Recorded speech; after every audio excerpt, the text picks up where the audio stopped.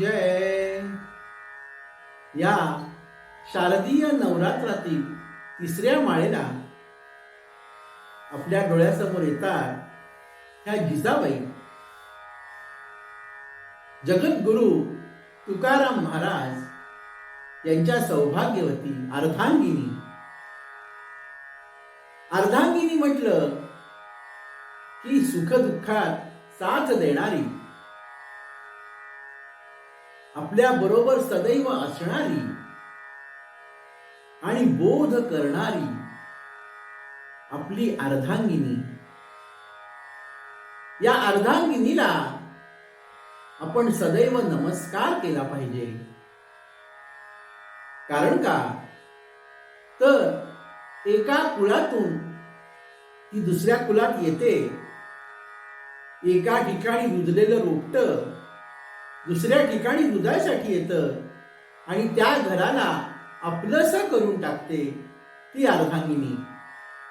माहेरी कौतुकात सुखात ऐश्वर्यात वाढलेली एक मुलगी त्या कर्मानुबंधनामुळं आपली पत्नी होते आणि आपल्या घरात गृहलक्ष्मी म्हणून प्रवेश करते. येणाऱ्या संकटांना आपल्या बरोबर उभी राहते आणि आपलं कर्तव्य करत असते. तुकाराम महाराज सर्वश्रेष्ठ आहेत, जगद्गुरु आहेत. पण त्याचबरोबर त्यांना सदैव साथ देणाऱ्या जिजाई मातांचं सुद्धा तितकंच महत्व महाराजांच्या आयुष्यामध्ये आहे. अत्यंत ऐश्वर्यात जगलेलं ते कुटुंब, माहेरची श्रीमंती आहे, सासरचीही श्रीमंती आहे, पांडुरंगाची पिढ्यानपिढ्याची वारी आहे. आणि अशा घरामध्ये दुसरेपणावर विवाह करून येते आणि त्या घराशी समरस होऊन जाते. दैवयोग कुणाला कळतो त्याप्रमाणे दैवयोगानं त्यांच्या घरातली सगळी समृद्धी हळूहळू कमी झाली, पण समाधान मात्र होतं. आणि या समाधानात सुख मानणारी ही जिजामाता, माताच म्हटलं पाहिजे त्यांना. आपल्या पतीच्या प्रत्येक क्षणाला सोबत असणारी. तुकाराम महाराजांच्या परिस्थितीचं वर्णन अनेक अभंगांमध्ये केलंय, पण त्या अभंगांना फुलवणाऱ्या जिजाबाई. अहो, परमेश्वरानं प्रत्यक्ष येऊन त्यांना दर्शन दिलंय. कसं कधी हे मी सांगणारच आहे. पण आपले पती, आपला परमेश्वर घराच्या बाहेर आहे. सकाळपासून अन्नाचा कण त्यांच्या पोटात नाही, पाण्याचा थेंब नाही, कारण ते बाहेर काहीही खाणार पिणार नाही. ते शेजारच्या असलेल्या डोंगरावर जाऊन तपश्चर्या करतायत, अभंग गात बसले, टाळ वाजवत बसले. तेव्हा त्या म्हणतात की त्यांनी हातात फुटलेला विणा घेतलाय. फुटलेला विणा आध्यात्मिक शब्द किती अर्थ सांगून जातो. कारण आपला देह सुद्धा 9 ठिकाणी फुटलेला आहे. 2 कान, त्याची 2 रंध्र, 2 नाक, नाकाच्या 2 नाकपुड्या, 2 डोळे, तोंड, गुदद्वार आणि तिथून मूत्र विसर्जन क्रियेचं ठिकाण. त्या 9 ठिकाणी आपल्या शरीराला छेद आहे. आणि अशा शरीराचा विणा करून ते विठ्ठल विठ्ठल म्हणताय. शब्दाला किती अर्थ आहे बघा. अशा शरीराचा करून ते विठ्ठल विठ्ठल म्हणताय. कारण विठ्ठल दुसरं तिसरं कुठं नाही आहे. विठ्ठल आपल्या हृदयात आहे. काया ही पंढरी, आत्मा हा विठ्ठल. अशा विठ्ठलाची माझे घरधनी सदैव आराधना करतायत, तर त्या विठ्ठलाला खाऊ घातल्याशिवाय माझ्या घशातून घास खाली उतरेल का? ही विचार करून आपल्या पतीसाठी शिदोरी घेऊन जाणारी जिजाबाई आणि पतीसाठी शिदोरी घेऊन ते काही एका ठिकाणी तुकाराम महाराज बसतील हे निश्चित नसायचं. अनेक ठिकाणी शोधायची आणि ज्या ठिकाणी अभंगाचा विणेचा आवाज येईल त्या आवाजाच्या दिशेनं जायचं आणि आपल्या परमेश्वराला जणू नैवेद्य दाखवायचा हो. तुकाराम महाराजांनी सुद्धा म्हणावं, अवले माझ्या बरोबर तू सुद्धा 2 घास खा. हे शिवशक्तीचं प्रतीक आहे, लक्षात ठेवा. कुठल्याही संतांना आपण शिरोवंद्य मानतो, त्याबरोबर त्यांच्या ठिकाणी असलेली शक्ती सुद्धा तितकीच महत्वाची आहे. अवली आईंचा उपयोग जिजाबाईंचा नेहमी कजाग असा उल्लेख अनेक ठिकाणी केलाय, पण अशा ह्या अध्यात्म जाणणाऱ्या मातेला कजाग म्हणणं म्हणजे पाप आहे, लक्षात ठेवा. कारण घरामध्ये संसारामध्ये मतभिन्नता असते, त्याला कजागपणा म्हणत नाही. प्रत्येक जण आपापल्या सामर्थ्यानं त्या संसाराला सामोरी जातो आणि ह्या विदेही रूपात असलेल्या आपल्या धन्याबरोबर ज्ञान आणि वैराग्य दोन्ही संगत घेऊन चालणाऱ्या आपल्या घरधन्याबरोबर संसार करताना त्या माऊलीला किती तारेवरची कसरत करावी लागली असेल. घरी खाणारी 4 तोंड आहेत, 4ही तोंडांच्या मुखामध्ये घास भरवायचा आहे. जे घरात आहे ते रांधून त्यांना वाढायचं आहे आणि हे करताना आपल्या पतीला घरधन्याला जेवायला वाढल्याशिवाय आपण अन्नाचा कण घ्यायचा नाही आहे. ते शक्तीचं स्वरूप आहे आणि यामुळंच तुकाराम महाराज सुद्धा इतक्या अभंग रचना करू शकले, इतक्या तन्मयतेने साधना करू शकले. त्यांच्या सद्गुरूंनी दिलेली साधना ते वाढवू शकले. अवली आईसाहेबांबद्दल बोलताना, जिजाई मातांबद्दल बोलताना आपल्याला असं वाटतं, पण त्यांच्या घरी आलेली समृद्धी, आलेली ती धनधान्यांची पराती, ती उंची वस्त्र, ते नजराणे फक्त आणि फक्त आपल्या घरधनाच्या सांगण्यावरनं आलेल्या सेवकांबरोबर परत पाठवणारी ती माता. त्या जर कजाग असत्या तर त्यांनी आपल्या पतीचं वाक्य ऐकलं नसतं. पण हे मृत्तिके समान आहे असं सांगितल्या क्षणी आपल्या अंगावरचे दागिने उतरवून जी माऊली येणाऱ्या माणसाला परत देते, ती किती अर्धांगिनी आहे, लक्षात ठेवा. ती किती वैराग्य मूर्ती आहे, लक्षात ठेवा. पण अध्यात्म फक्त रामनाम घेण्यात नसतं, अध्यात्म वागण्यात सुद्धा दिसलं पाहिजे.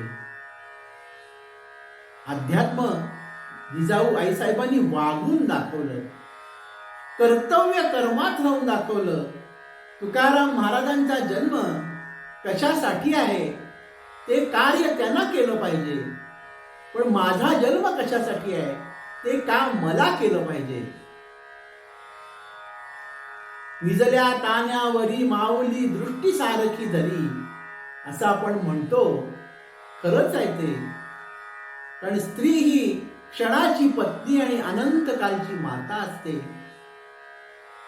तुकाराम महाराजांच्या बरोबर संसार करताना ती माऊली या नात्यानं वागली आहे. त्या ठिकाणी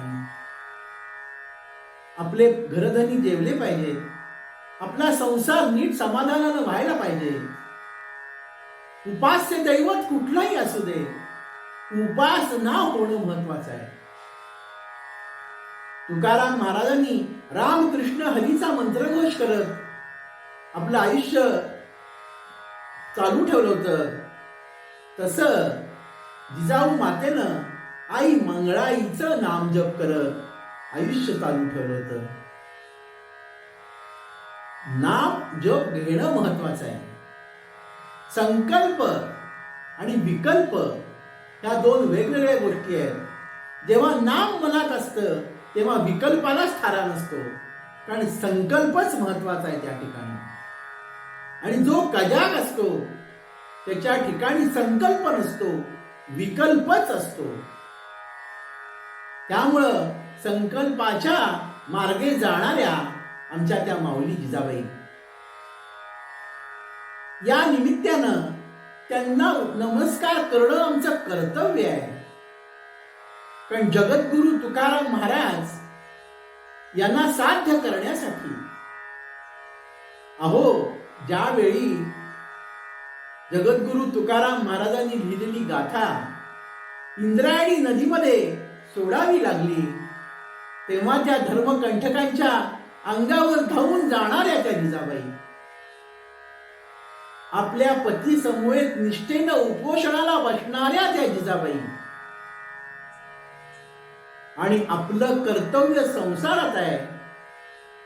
सदेह तुकाराम महाराज वैकुंठाला जाताना आपल्या कर्तव्यात राहणाऱ्या त्या जिजाबाई, जिजाबाईंना काही मुक्ती नको होती का? जिजाबाईंना मुक्ती देणारच होता परमेश्वर, पण कर्तव्य कर्म संपल्याशिवाय त्यांना मुक्ती नको होती. ज्यावेळी त्या आपल्या घरधन्याला भाकरी घेऊन जात आहेत, डोक्यांवरनं जेवण घेऊन जात आहेत, काट्या कुट्याची वाट आहे, सर्वसामान्य परिस्थिती आहे, पायात घालायला वाहना सुद्धा नाहीत, तरी सुद्धा ती माऊली रणरणत्या उन्हामध्ये पायी चालत जातीये, दगडा धोंड्याच्या वाटेतनं चालत जातीये. आपल्या पायातून रक्त येतंय का, काटे मोडतायत का, याचा सुद्धा त्या माऊलीला विसर पडलाय. कारण आतून साधना चालू आहे, लक्षात ठेवा. आणि त्याच वेळी परमेश्वर सुद्धा परीक्षा बघतो. एक बाभळीचा करकरीत काटा त्या माऊलीच्या टाचेत घुसतो आणि मस्तकाला त्याची वेदना जाते. आई ग म्हणून त्या ओरडतात आणि त्या म्हणतात, कोण येणार मदतीला आई मंगळाई? आणि त्याच वेळी एका गुराखी मुलाचं रूप घेऊन साक्षात पांडुरंग तिथे येतात. आणि काही क्षणात मातेला पदस्पर्श करतात आणि मातेला पदस्पर्श करून अलगद तिच्या टाचेतला काटा काढतात. ही मायाच आहे परमेश्वराची, लक्षात घ्या. क्षणात तो काटा काढतात आणि माऊलीच्या पायातल्या वेदनाही थांबतात, रक्तही थांबतं. कारण का? परमेश्वरानं त्या माऊलीच्या पायांना वंदन केलंय. त्या परमेश्वराच्या चरणांना वंदन करायसाठी आयुष्यभर झटणारे हे संत, त्यांच्या दर्शनासाठी झगडणारे हे संत नाम संकीर्तनात राहतात. पण ही माऊली कर्तव्य साधनेत असताना जो आपला साधक, आपला भक्त तिथं उपाशी तापाशी बसलाय आणि त्याला अन्न घेऊन जाणारी ही त्याची पत्नी सहचारिणी आहे, ती माझ्यासाठी जास्त महत्वाची आहे असं परमेश्वराला वाटणं म्हणजे माता जिजाईची योग्यता किती मोठी आहे बघा. परमेश्वराने तिला चरण स्पर्श केला आणि परत गेल्यानंतर तेव्हा माऊली विचारते, जिजामाता त्याला विचारतात, बाळा तुझं नाव काय? आई मंगळाईनच तुला पाठवलं असेल. तेव्हा म्हणतो, नाही, माझं नाव विठोबा. आपण कथा कीर्तनात ऐकतो की नाही, विठोबा म्हणल्यावर जिजाबाईंना राग आला. त्या म्हणतात, विठोबा माझ्या नवऱ्याचं दैवत आहे, पण आई मंगळाईनच तुला इथं पाठवलंय. श्रद्धा महत्वाची आहे, लक्षात ठेवा. आणि ही जेव्हा हकीकत तुकाराम महाराजांना जिजाबाईंनी सांगितली, घड घड घड तुकाराम महाराजांच्या डोळ्यातून पाणी येऊ लागलं. जिजाबाई विचारतात, धनी तुम्ही का रडताय?